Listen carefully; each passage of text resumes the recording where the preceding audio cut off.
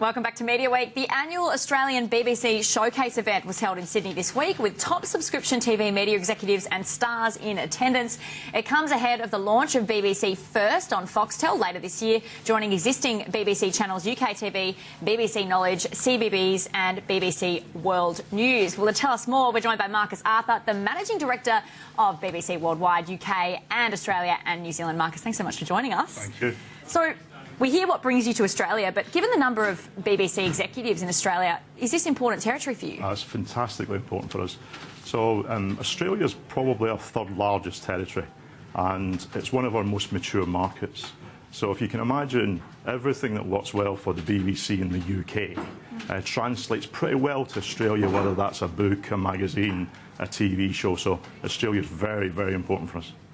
You talked about, I think, in your strategic objectives you outlined earlier this year, you said international expansion is one of the areas you're looking to really focus on. So this territory will play a pretty big part in that? Yeah, look, what people don't appreciate about the BBC or BBC Worldwide is that 2/3 of our revenue is actually from overseas. So international expansion for us is perhaps the most important way we can grow our revenues. And inside of that, Australia is one of the key territories. So what we are announcing is that we're going to launch a new television channel called BBC First. And what's interesting about it is that it focuses on BBC comedy and drama, probably at the heart of most of our schedules and probably what we're best known for. And the comedy and drama will come to the Australian market faster than it has ever come before. And it will come uninterrupted in terms of no ad breaks during the content. So. You've had BBC First, Second and Third in the UK, and you've had BBC First in the US for a while too, right? Yeah, how new is this idea? Yeah, well, we've got some... in the UK, we have a relationship with a company called Scripps. We have a 50-50 joint venture with Scripps. And we have 9 TV channels there, 5 pay, 4 free. Yeah. And one of them is a drama channel. In America, we have BBC America, which is drama, comedy, entertainment. It has much wider profile in terms of the genres. But the specific for what we're launching in Australia, this is the first time we've done this. First time we've done it this way, and the first time that a consumer will be able to see this type of programming in Australia faster than they ever have before.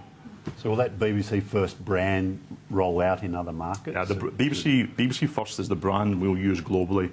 The other 2 brands we're going to bring to market are BBC Earth, which is our natural history content, and BBC Brit. And for that, think factual entertainment. So think things like Top Gear, QI, and programmes like that. And they won't just be online; they'll also be broadcast on television. Yeah, the interesting thing about when you're launching brands, and I'm sure your viewers will get this, is that predominantly the mental model we have is that TV's got to come first. But if you're launching these brands into somewhere like India, then perhaps it's mobile that come first, or perhaps it's online or a digital play. So we will launch them globally, but we'll pick the appropriate means or route to market depending on the market that we're in.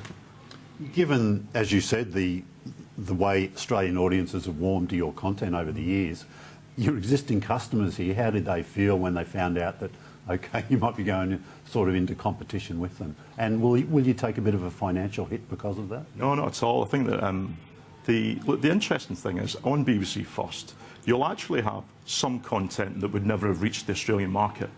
So very few people in the Australian market buy singles, so single programmes, or doubles where there's 2 parts. It just doesn't fit into people's schedules. So there's a swathe of content that would never have got to this market that will get to the market now. And don't forget that what we're doing is that we're just changing the windowing strategy in Australia so that pay comes first and free comes second. So after a year, the content that is on BBC First will go to the ABC and the deal that we have with them. So other audiences and other people will be able to see it. There's been some simmering debate here about the areas a government-funded media business should be competing against commercial media operators. Do you face that in the UK as well? Absolutely. You've got to remember that the BBC and BBC Worldwide, BBC is paid for by the licence fee, so the consumer, the punter, the guy who watches the telly, owns the BBC, and for that they pay £143 a year, $200 odd. So there is a bit of tension about what commercial activities should BBC Worldwide undertake. But what's clear is that outside of the UK, there's a very clear route map for where we can commercially exploit the BBC's content, and we're good at it.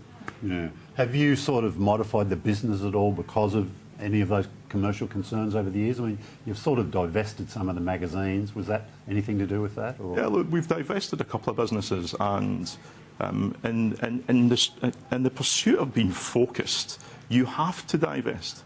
But otherwise you get distractions. So what we divested the Lonely Planet business, a really, really good Australian business. I was chairman of that business for 4 years. But the divestment of that was absolutely about how do we bring focus to the business globally, hence the 3 global brands, and we will play them out. So it's a very strategic intent that we're actually pursuing. We've spoken a lot about Netflix on this show and the threat of it sometimes being overblown. Now, they're a partner of yours. How much do you think Netflix will affect video broadcast business models? Yeah, look, Netflix, Love Film aren't really in the Australian market, well, in the Australian market officially.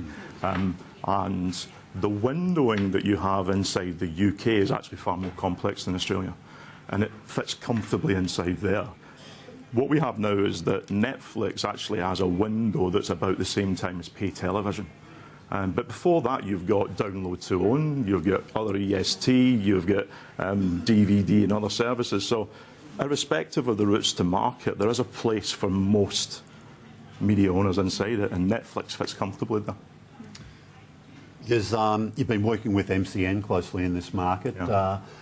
Is there much for them to do with BBC First, given that you're committing to running all your programming uninterrupted? Yeah. What's left for commercial partners? I think that one of the favourite experiences I have when I watch telly is when the programme is uninterrupted. But what that doesn't mean is that there aren't fantastic advertising or sponsorship opportunities at either end of the programme. In some ways, because it's not interrupted, there's a better opportunity to create a relationship with the viewer at the bumper ends of those programmes. So for MCM, they will have a lot of work to do on this. Where they're lucky is that they'll be promoting and advertising around some of the best content in the world, and that's an advantage. So connecting directly with consumers, is this going to be a major part of your business going forward, a key revenue driver? But the connecting with consumers is one way. I like to think about it is that what we are here to do is to extend a fan's enjoyment of their favourite TV programme or piece of content, and to be able to do that, you need to know the person. So if they're a Doctor Who fan, you want them to watch the programme, you want them to buy the book, get the magazine, get the merchandise. And fabulous that when we had the 50th anniversary of Doctor Who, we did simultaneous TX in 72 countries.